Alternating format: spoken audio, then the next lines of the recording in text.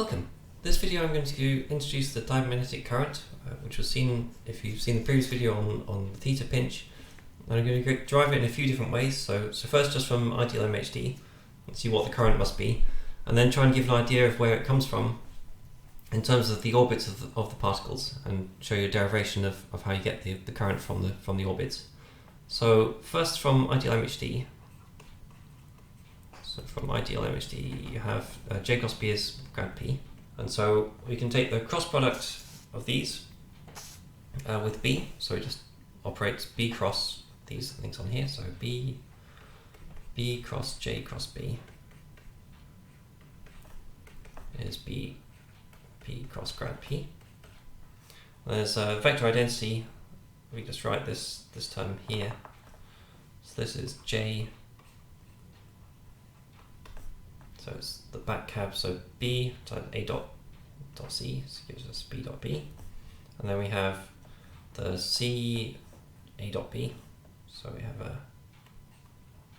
that's B J dot B here. And so B dot B is just B squared, and then J dot B is the parallel component of B, so this is going to be called J parallel.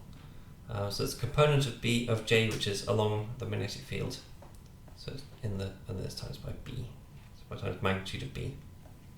So J parallel is the parallel to B, so it's a component of J parallel to B. Okay, so then we can group this together, so we have B squared, here we can get another B squared just by dividing this by B. And so we have essentially we have a B squared, so here we just have a J. This B we can make a B squared by dividing and multiplying by B, so we have a minus B over B, so B here without the underline is the magnitude of B, and so this is just the unit vector, so this is the unit vector. Sometimes labeled little b, for the hat to mean unit vector, so it's the unit vector along the magnetic field, and this is equal to B cross grad P. So it's just taking this component is equal to that one, and this on the left hand side, so if we take the current and then we subtract the component along the magnetic field, we just get the component perpendicular to the field, and so this is B squared J perpendicular, so we use the symbol to mean perpendicular to the magnetic field, and this is equal to B cross grad P, and so J perp is perpendicular to B, and so this is the component of the current which gives force balance, the Lorentz force. Because the component along B doesn't contribute to J cross B, so this is just the part which gives the force balance in ideal MHD, and so we have that J perpendicular is B cross grad P divided by B squared, and this is the diamagnetic current, because this current acts so it both provides force balance but also reduces the pressure of the magnetic field inside the plasma. And so because it reduces the field strength, it's called diamagnetic. Again, that was held in essentially all ideal MHD solutions have to have this current. So the perpendicular current to the magnetic field must obey this relation. We can look at some origin of this. So where does this come from? Particularly in something like the theta pinch, where we just apply an external field and we automatically get this current. Where's the origin of this current? So we can look at this in several different ways, but one of them is we have a particle orbiting in a magnetic field. So if you have a magnetic field, say, so a particle like this, we have a magnetic field that's through the middle, and the particle orbits around the center and it's moving around the magnetic field due to the Lorentz force. So it feels a force, and it has this distance. And the size is the Lama orbit size, so this is the Lama radius. So a particle orbits around like this. And if you have a situation where you have a pressure gradient. So let's say you have a pressure gradient going this way, so grad P. What this means is that we have we have basically particles at several different locations. So we have like this. So if you imagine two nearby orbits, so the magnetic field is still into the page, and we have particles orbiting like this. So these are the same types of particles. So at this location here in the middle, here this is going down, and this one is going up. And so if there are more particles on the left-hand side compared to the right-hand side, then there'll be a net flow of particles downwards in this location here, in this region in the middle. And so if you have a gradient, if you have either these particles are going faster, if it's hotter on this side, then these will be going faster, and if it's on this side will be going slower. Or if there's a density gradient, there'll be more particles here than there will be there. And so we can work out from this a basic expression for what derive what the diamagnetic current is. And so what we start from is a few assumptions. So for now we're going to assume that temperature is constant. This can be derived with varying temperature, but it just becomes much more complicated. So here we have the long radius, we have particles moving around. There's particles orbit in a magnetic field at a frequency, so the orbit, so frequency, so the cyclotron frequency, gamma, is the charge Q times magnetic field divided by its mass. And so this could be for ions or electrons or anything in a magnetic field with some charge Q. And they have a velocity, so they're traveling around these orbits with a particular speed. So the velocity which matters here is the perpendicular velocity, so it's the speed in this two-dimensional plane. So it's the velocity perpendicular to B. And because there are two dimensions, there are 2 degrees of freedom, the energy in this, which is just a half m p perp squared, is just essentially 2 times a half kBt, where kB was the Boltzmann constant. And so using units of eV, this just becomes E times T, because there's 2 degrees of freedom, and so each degree of freedom gets a half kBt times by 2, and if T is in eV, then this becomes E times T rather than kB times T. Okay, so here we have an expression for the velocity, we have an expression for the frequency, and so the radius essentially determined by the speed and the frequency that's going around. So this gives us the RL, which is this radius here, RL, which is the velocity divided by the frequency. So we're going to use these very shortly. So the frequency is this, the long radius is this, and here we have the expression for the energy in the perpendicular flow. So now what we need to do next is to make this a bit more quantitative. So if you imagine a point in space and think where the particles at that location are coming from. So we have particles over here which are moving in some orbits like this. So they're moving around like this. We have particles which are over here, which are also moving in this direction. We also have particles in all other locations which intersect this circle. So we have particles over here as well, which will be moving and going around. And if you think about all of the locations where particles can intersect with this central location, it's everywhere on a circle. So if you imagine drawing this circle here, so every particle whose orbit has a center on a circle of radius RL contributes to this current at this location here. And so if you imagine a single orbit, so something over here, now we have, we're going to give this a few more labels. So we have a coordinate system. I'm going to call this Y.